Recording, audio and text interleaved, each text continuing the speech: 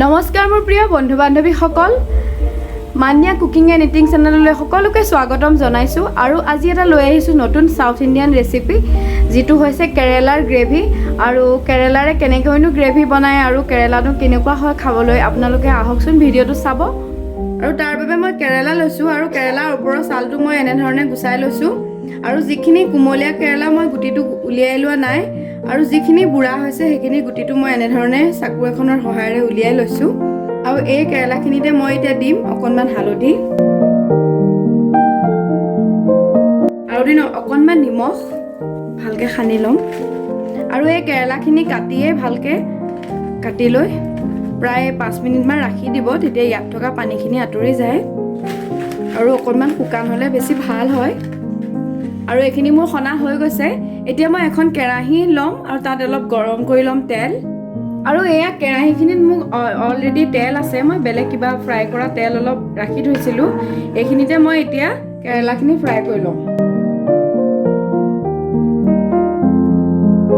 আৰু এই কেৰেলাকেইটা মই ল' ফ্লেমত 2 মিনিটমান এনেকৈ ঢাকি ৰাখি দিম আৰু ইয়াৰ মছলাখিনি তৈয়াৰ কৰিবৰ বাবে মই এখন এক্সট্ৰা কেৰাহী লৈছোঁ আৰু এই কেৰাহীখন মই অকণমান গৰম হ'বলৈ দিছোঁ আৰু ইয়াতে মই এতিয়া দি দিম বাদাম আপোনালোকে ইয়াত কাজুও ব্যৱহাৰ কৰিব পাৰে মই এতিয়া খালি এইটো মুংফলি বুলি কয় এইটোৱে ব্যৱহাৰ কৰিছোঁ আৰু এইকেইটা মই অকণমান এতিয়া গৰম কৰি ল'ম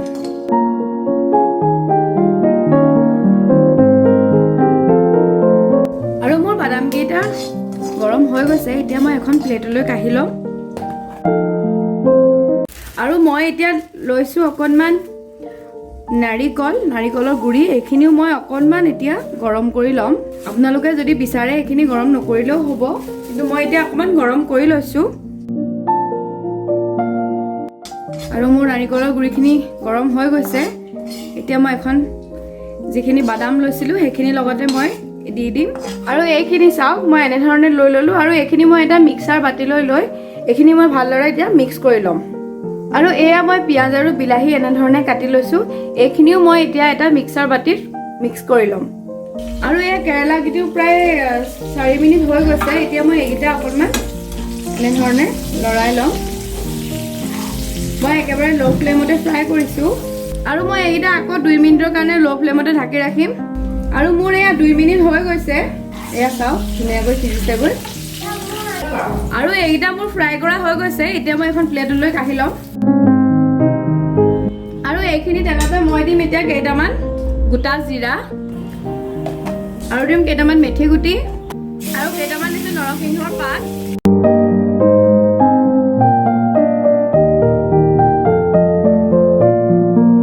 দিম এতিয়া আদা নহৰু পিচি লোৱা সাউথ ইণ্ডিয়ান ডিছবিলাকত প্ৰত্যেকতে আপোনালোকে দেখিবই চাগে নৰসিংহ পাতৰ ব্যৱহাৰ কৰে আৰু এই নৰসিংহ পাতটো বহুত হেল্ডিও হয় আৰু খাবও লাগে নৰসিংহ পাত আৰু ইয়াৰ সোৱাদটোৱে সুকীয়া তো আপোনালোকেও এনেধৰণে বনাই থাকোঁতে নৰসিংহ পাত এটা দুটা ব্যৱহাৰ কৰিবচোন বহুত ভাল লাগে খাই আৰু ইয়াত মই দিম এতিয়া হালধি আৰু 1 চামুচ দিছোঁ জিৰা ধনিয়াৰ পাউডাৰ এইখিনি মই ঘৰতে তৈয়াৰ কৰি লৈছিলোঁ জিৰা ধনিয়াৰ পাউডাৰ অকণমান ভাজি ল'ম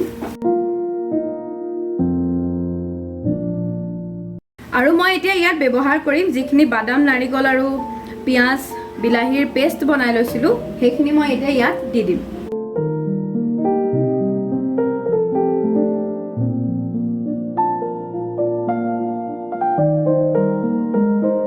আৰু এইখিনি ভালদৰে লৰাই ল'ম মই গেছটো একেবাৰে ল' ফ্লেমতে লৈছোঁ যদি বিচাৰে কেঁচা জলকীয়া দিব পাৰে আৰু এইখিনি প্ৰায় মই 2 মিনিটৰ কাৰণে ল' ফ্লেমত ৰাখি ঢাকি ৰাখিম মছলাখিনি তেতিয়া বেছি সোৱাদ হয় আৰু মোৰ এয়া 2 মিনিট হৈ গৈছে মছলাখিনি ভালদৰে শুকাই গৈছেগৈ এয়া চাওক আৰু মই এতিয়া ইয়াত দিম এইখিনি লৈছোঁ মই তেতেলীৰ পানী তেতেলীখিনি ভালদৰে তিয়াই ভালদৰে ধুই 5 মিনিটমান তিয়াই ইয়াৰ পৰা মই এটা ৰস উলিয়াই লৈছিলোঁ আৰু এইখিনি মই এতিয়া ইয়াত এনেধৰণে দি দিম তেতেলী দিলে কি হ'ব কেৰেলাখিনি যিটো তিতা ভাৱ থাকে সেইটো একেবাৰে আঁতৰি যাব আৰু খাবলৈ একেবাৰে বৰ বেলেগ ধৰণৰ সোৱাদ এটা আহে আৰু যিসকলে খোৱা নাই এনেধৰণে বনাই এদিন খাব আৰু এইখিনি তেনেধৰণে 2 মিনিট মই ল' ফ্লেমতে ঢাকি ৰাখিম আৰু মোৰ এয়া 2 মিনিট মিনিট হৈ গৈছে এয়া চাওক ধুনীয়াকৈ উতলিছেগৈ আৰু ইয়াতে মই দিম এতিয়া টেষ্ট অনুসৰি নিমখ মই নিমখ যিহেতু কমকৈ ব্যৱহাৰ কৰিছিলোঁ আৰু মই এতিয়া ইয়াতে অকণমান পানী এড কৰিম আৰু পানী মই মছলাখিনি যি পিচি লৈছিলোঁ তাতে মই পানী ঢালি এনেকৈ পেষ্ট বনাই লৈছিলোঁ আৰু এইখিনি মই এতিয়া মিডিয়াম ফ্লেমতে 2 মিনিট ঢাকি ৰাখিম আৰু মোৰ এয়া 2 মিনিট হৈ গৈছে আৰু মই এতিয়া ইয়াতে দি দিম ভাজি লোৱা কেৰেলা টুকুৰা আৰু এইখিনি মই